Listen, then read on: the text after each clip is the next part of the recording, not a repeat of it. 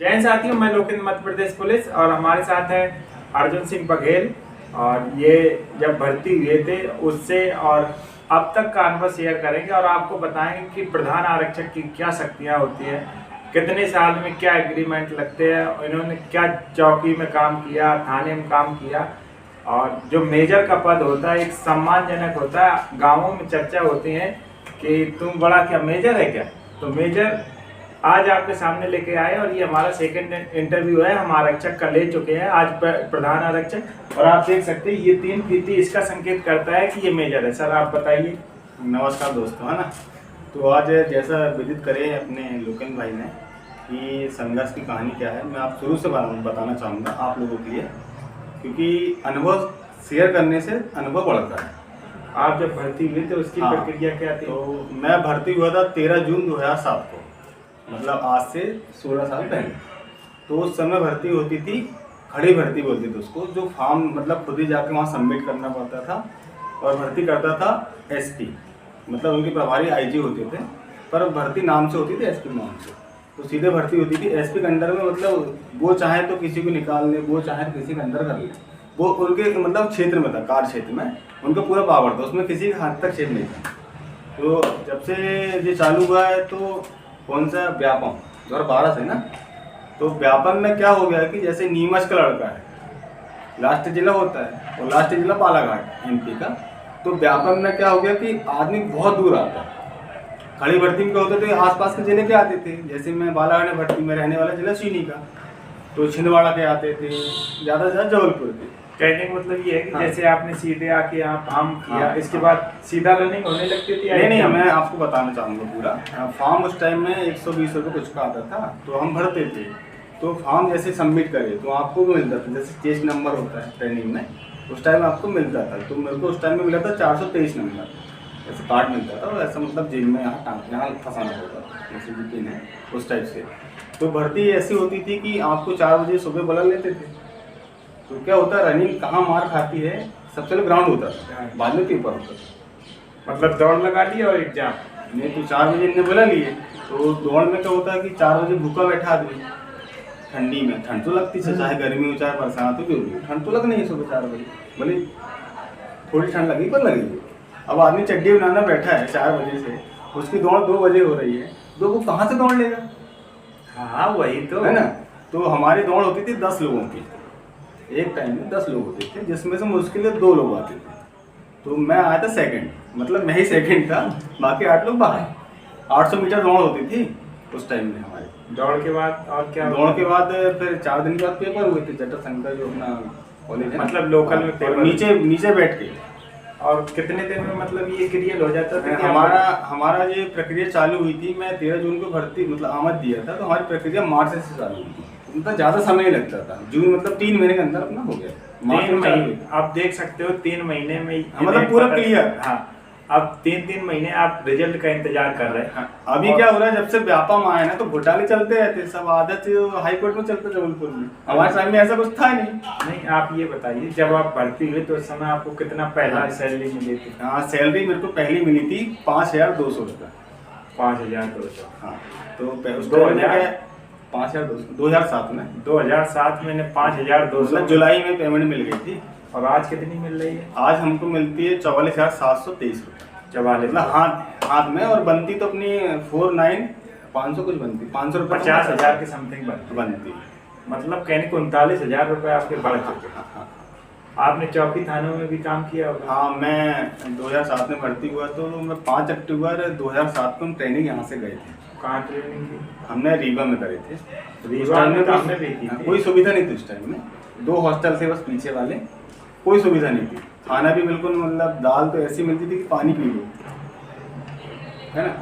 और संघर्ष की कहानी ये बता रहे हैं, 2007 में भर्ती हुए, हम 11 महीने ट्रेनिंग करके आए। 2008 में अक्टूबर में गए थे, सितंबर में वापिस आए थे, है ना। 11 महीने हम ट्रेनिंग हुई थी हमारी। उसके बाद हम पहली तैनाती थी चौकी। कौन सी चौकी? पाथरी चौकी। पाथरी चौकी बालाघाट की नामित चौकी उस समय रहा करती थी। उस समय क्या था कि सुविधाएं का अभाव था, और पानी क्या था, सबसे बेकार चीज़ थी पानी, अदरक वाला पानी। और मेजर साहब जब हम भर्ती हुए थे 2018 में, इधर हमने आदिवासी का भी सुना था, तो जब आप भर्ती होगे तो जब तो ज्यादा प्रकोप होगा आदिवासी समुदाय का। नहीं, प्रकोप नहीं होता। क्या होता है ना, जैसे SC ST वाला जो कोटा होता है ना, मैं जनरल में बिलोंग करता हूँ, अर्जुन सिंह बघेल, मतलब सिंह लेखा मतलब जनरल में आते हैं ना, 100% क्लियर होता है, जो सिंह लिखता है वो जनरल में आता है। तो समस्या कुछ नहीं होती। क्या है, जनरल वाला हो तो ज़्यादा संघर्ष करता है और उनकी तादाद ज़्यादा होती है, और SC ST वाला कम संघर्ष करता है तो उनकी तादाद भी कम होती है। हमने पढ़ा था 2005 में बालाघाट की एक चौकी जला दी गई।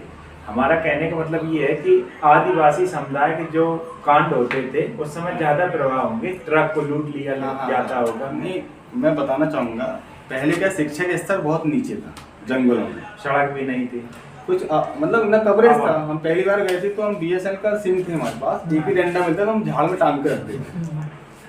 नोकिया मोबाइल था हमारे पास उस टाइम में। कवरेज कहाँ, BSNL सरकारी वही चलता था। आज भी 3G है, जबकि सरकारी है, उसको तो 6G रहना था, है ना। शासन खुद ही नहीं चाहती कि ये बढ़े आगे, सरकारी है ना।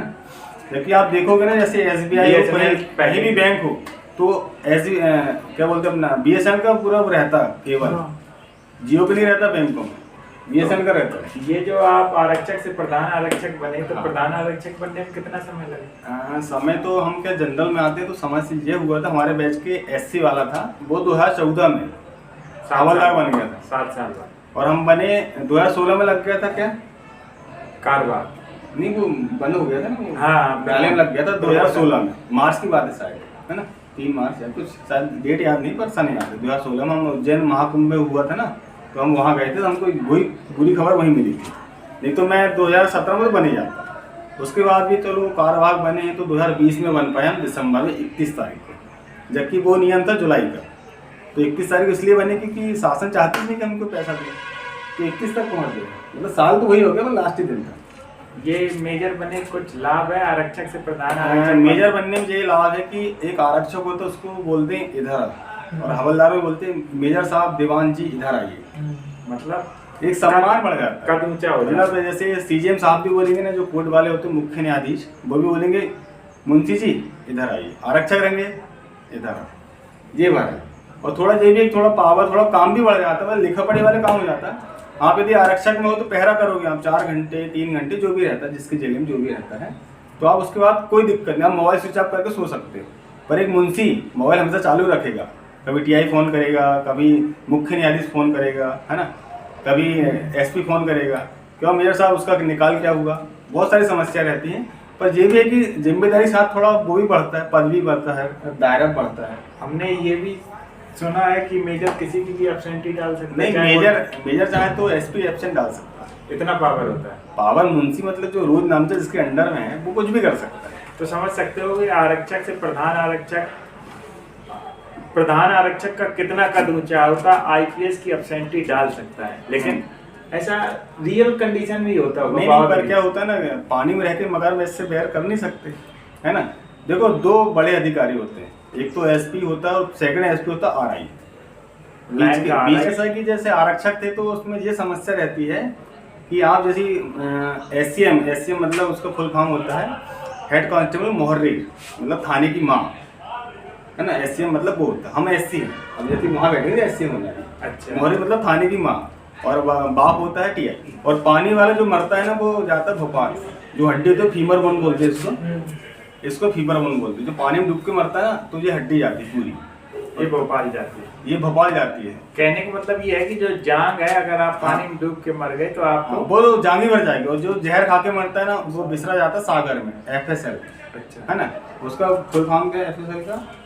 फॉरेंसिक साइंटिफिक कुछ है, लीगल शायद कुछ है, आप देख लेना YouTube में, आप तो देख लोगे, मैं पेट में मुंह में नहीं आ रहा, मैं बता दूंगा। FSL है मतलब इंग्लिश में।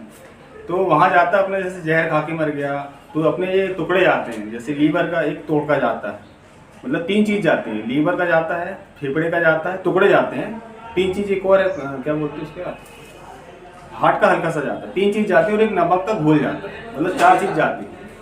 4 चीज़ जाती हैं, एक अपना लीवर का हो गया, फेफड़े का हो गया, और अपने हार्ट का टुकड़े जाते हैं। और नमक का घोल अलग से इसलिए जाता है कि उसमें मापदंड होता, मापक होता वो, इसलिए नमक को भूल जाता है। आपने कभी ऐसा, जैसे फिल्मों में देखते हैं टायर के निशान होते हैं, मर्डर हो जाता है, तो ऐसी कोई कार्रवाई आपके समय काल में हुआ है कि?